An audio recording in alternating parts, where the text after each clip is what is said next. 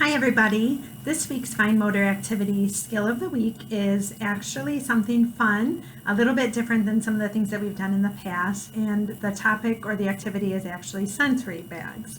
So sometimes at preschool it's hard for kids to engage in learning to hold a pencil or learning to do buttons by themselves. Some of those fine motor tasks, because it's a little tricky and kids like movement and they like to do some different activities that maybe don't require such an intense focus, we want to try and find some ways to help keep them engaged. So one of the ways we can do that and work on fine motor tasks is through sensory bags. So just a couple of examples of what I have here.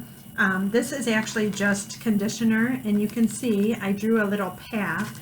So one of the things you can have kids try and do is try and line up. These are just little beads that you can string to make, little necklaces. You can find them in the toy area. Is you can try and line those up along the path. Another thing you can do is you could tape it actually to a table, and I'm going to use this just for some support, but if you were to tape it to a table, then they could try and actually push one of those beads all the way along the path and see if they can stay on the road. So again, I just made this one out of some hair conditioner. You could go to the dollar store and buy a bottle, and I simply squirted some in. If you tape it to the table, it could be hours of fun. Just even kind of squeezing and playing with it is going to work all the different digits of your finger. When we think about holding a pencil and handwriting, and as adults, we just do this, and it's just part of us, and we have developed that skill, and we move as we're writing. All these little parts of our finger move independently, so we do these different things in these different motions, but it's just something that is developed in us. So as we're writing, and especially as you start to write longer paragraphs as kids get into 4th and 5th grade, they need to have good fine motor skills. So all of these activities really work at trying to get those different parts of the finger to move independently. Another activity, again, this is just the hair conditioner.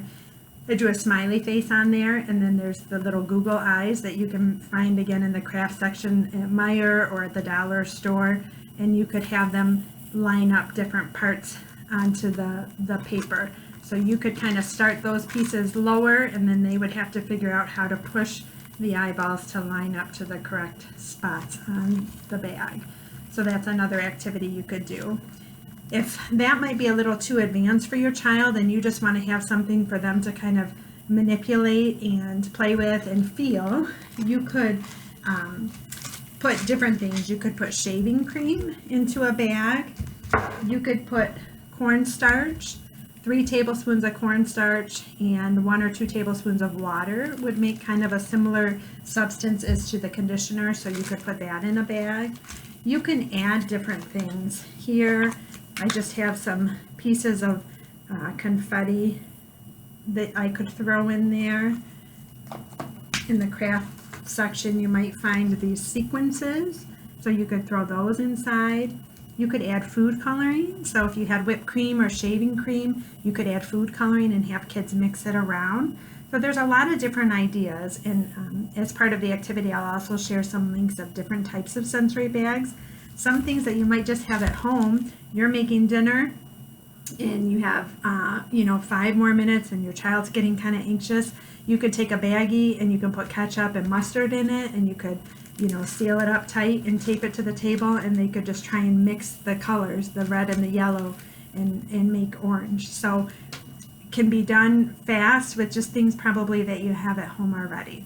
If you have any questions, you can always send me a message on Seesaw. You can reach out to me on Facebook. You can call the Early Childhood Center, and you can also email me at atucker@phasd.us. Thanks. Have a great day.